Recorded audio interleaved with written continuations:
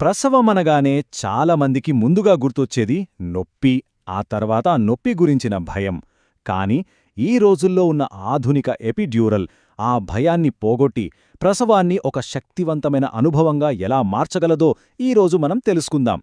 రకరకాల అపోహలను పక్కనపెట్టి వాస్తవాలేంటో స్పష్టంగా అర్థం చేసుకుందాం. మనం చుట్టూ ఉన్నవాళ్లు చెప్పే మాటలు, కథలు ఎన్నో వింటూ ఉంటాం కదా. సరే, అవన్నీ కాసేపు పక్కన పెట్టి అసలు సైన్స్ ఏం చెప్తోంది, పరిశోధనలు ఏం నిరూపిస్తున్నాయో చూద్దాం. చాలామంది అనుకుంటారు ఎపిడ్యూరల్ అంటే ఏదో నొప్పి తగ్గించే ఇంజెక్షన్ అని. కానీ అది అంతకంటే చాలా ఎక్కువ. ఇది ఒక అధునాతన వైద్య ప్రక్రియ. దీనివల్ల నిస్సహాయంగా పడి ఉండటం కాదు, పైగా ప్రసవ ప్రక్రియలో మరింత చురుకుగా పాల్గొనే అవకాశం దొరుకుతుంది. ప్రశాంతంగా విశ్రాంతి తీసుకుని, శక్తిని కూడగట్టుకుని, అసలైన సమయానికి అంటే బిడ్డను బయటకు నెట్టే సమయానికి సిద్ధంగా ఉండటానికిది చాలా సహాయపడుతుంది. ఇంతకీ ఈ మ్యాజిక్ వెనుక ఉన్న సైన్స్ ఏంటి? అదెలా పనిచేస్తుంది? వినడానికే చాలా ఆసక్తికరంగా ఉంటుంది. పదండి చూద్దాం. ఈ మొత్తం ప్రక్రియకు ఆధారం డిఫరెన్షియల్ బ్లాక్ అనే ఒక సూత్రం. పేరు కొంచెం టెక్నికల్గా ఉన్నా విషయం చాలా సింపుల్. మన శరీరంలో నొప్పిని మెదడుకు చేరవేసే నరాలు చాలా సన్నగా ఉంటాయి. అదే సమయంలో కండరాలను కదిలించే నరాలు చాలా మందంగా ఉంటాయి. ఎపిడ్యూరల్ మందులు కేవలం ఆ సన్నని నరాలను మాత్రమే టార్గెట్ చేసి నొప్పి సంకేతాలను అడ్డుకుంటాయి. దీన్ని ఇంకా తేలికగా అర్థం చేసుకోవాలంటే నొప్పిని మోసే నరాలను ఒక సన్నని దారంతో పోల్చవచ్చు. తక్కువ మోతాదు మందు కూడా వీటిని తేలికగా బ్లాక్ చేసేస్తుంది. కాని కండరాలను కదిలించే మందపాటి నరాలు బలమైన ఎలక్ట్రిక్ కేబుల్స్ లాంటివి. వాటిమీద ఈ మందు ప్రభావం దాదాపుగా ఉండదు. అందుకే నొప్పి తెలియకపోయినా కాళ్లు కదిలించడం, ముఖ్యంగా ప్రసవ సమయంలో నెట్టడం వంటివి సాధ్యమవుతాయి. సరే, ఇదంతా బానే ఉంది. కానీ భద్రత సంగతేంటి అనే ప్రశ్న వస్తుంది కదా. దాని గురించే ఇప్పుడు మాట్లాడుకుందాం.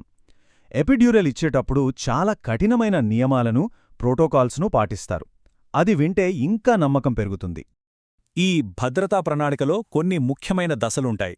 ముందుగా విమానం టేకాఫ్ అయ్యే ముందు చేసే చెకింగ్లాగా రక్తంలో ప్లేట్లెట్ కౌంట్ సరిగ్గా ఉందో లేదో చూస్తారు.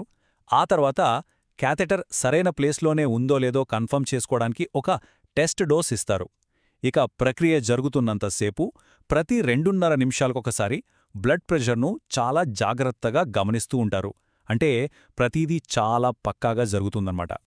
ఇన్ని కఠినమైన భద్రతా ప్రమాణాలను పాటిస్తారో కాబట్టే ఆధునిక ఎపిడ్యూరల్ విజయవంతమయ్యే రేటు ఏకంగా 95% పైగా ఉంటుంది. సో ఇది ఎంత నమ్మదగిన ప్రక్రియో మనమే అర్థం చేసుకోవచ్చు. సరే, ఇప్పుడు మనందర్లో ఉండే కొన్ని సాధారణ అపోహల గురించి, వాటి వెనుకున్న నిజాల గురించి మాట్లాడుకుందాం. చాలామందిలో ఉండే భయాలను ఇవి ఖచ్చితంటే తొలగిస్తాయి. మొదటిది అందరిలోనూ ఉండే అతి పెద్ద భయం. దీనివల్ల వెన్నెముకకు శాశ్వతంగా ఏదైనా నష్టం జరుగుతుందేమో అని. నిజానికి ఆ సూది వెన్నుపామును అస్సలు తాకదు. దాని చుట్టూ ఉండే ఎపిడ్యూరల్ స్పేస్ అనే ఖాళీ ప్రదేశంలోకి మాత్రమే మందును పంపిస్తారు. ఇక డెలివరీ తరువాత వచ్చే నడుము నొప్పికి చాలా వరకు గర్భం వల్ల వెన్నెముకపై పడిన ఒత్తిడే కారణం. ఇక రెండవ అపోహ బిడ్డ ఆరోగ్యం మీద ఏమైనా ప్రభావం చూపుతుందా అని.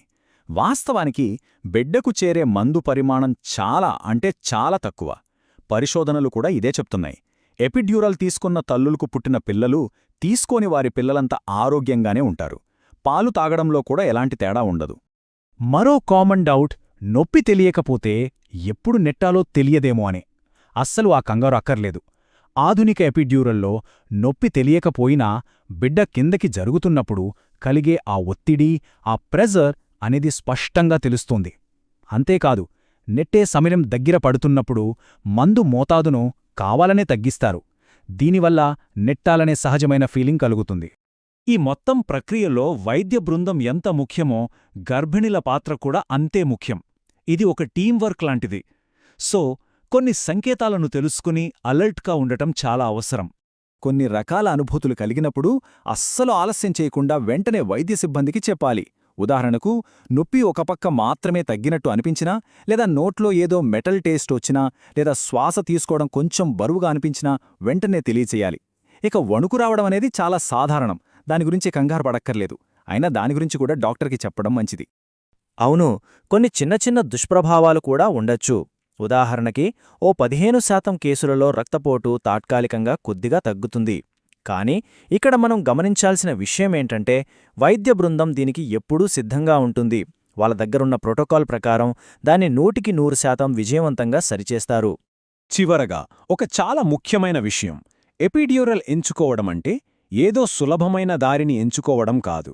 అది ప్రసవ వేదన అనే బాధ లేకుండా ఆ అద్భుతమైన క్షణాన్ని పూర్తిగా ఆస్వాదించడానికి వైద్య సహాయంతో కూడిన ఒక తెలివైన మార్గాన్ని ఎంచుకోవడం.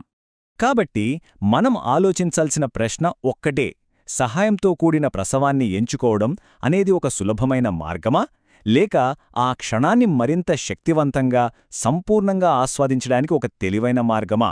దీని గురించి ఆలోచించండి.